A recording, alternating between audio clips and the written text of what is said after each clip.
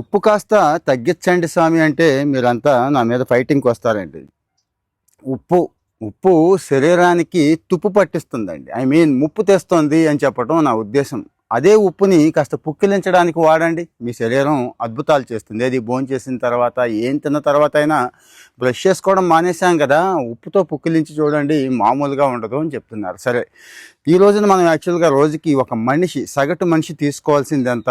5 గ్రాములండి. 5 గ్రాములు ఉప్పు. 5 గ్రాములు అంటే ఎంత వస్తుంది? చెంచాలో సగం.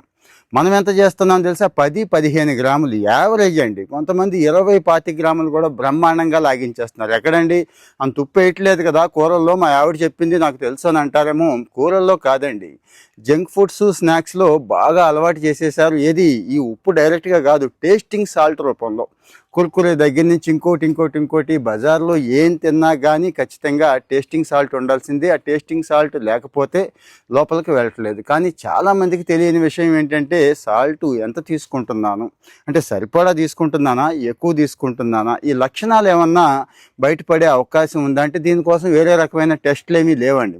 మనమే టెస్ట్ చేసుకోవచ్చు. అవేంటో చెప్తాను. ఆ లక్షణాలు 1-2 సార్లు చెక్ చేసుకోండి. అంటే ఒక్కసారి ఉప్పు పెరిగిపోయిన తర్వాత, అంటే రోజు కాస్త పెంచేసిన తర్వాత ఏమవుద్దంటే అది బీపీలోకి దించేస్తుందండి. ఇంకొకసారి బీపీ స్టార్ట్ అయిపోతే జీవితకాలం ఏం చేయడానికి ఉండదు. సో మరి ఒకటొకటి చెప్పేస్తున్నాను, జాగ్రత్తగా మీరు నోట్ చేసుకొని కావాల్సిన వాళ్ళకి కూడా షేర్ చేయండి.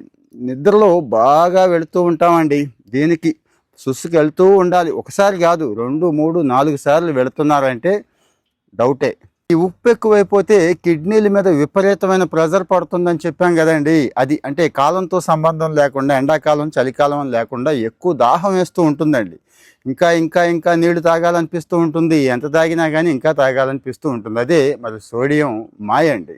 మన బాడీ చాలాసార్లు చెప్పుకున్నామండి, ఇన్ఫ్లమేషన్ అని చెప్పి. ఏది ఇంత దుబ్బులాగా ఉంటారు మన వాళ్ళు అని చెప్పుకున్నాం కదా. దుబ్బులాగంటే బాడీ వాపు ఉంటుందండి.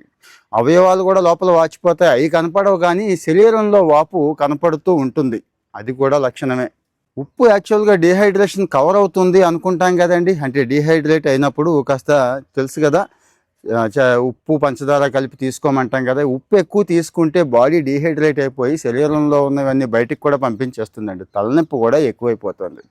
ఇక ఫైనల్గా బీపీ లెవెల్స్ పెరుగుతాయి. ఇదే అసలు ప్రమాదం అన్నిటికంటే కూడా. సో మరి మీ ఉప్పు ఎంత ఉంది చూడండి. న్యాచురల్గా ఉప్పు కొంత అందుద్ది, దానికి కొద్దిగా యాడ్ చేసుకుంటే చాలు. అసలైన టేస్ట్ అండి. అంటే ఏ పదార్థం తిన్నా దానికంటూ ఒక సొంత టేస్ట్ ఉంటుంది.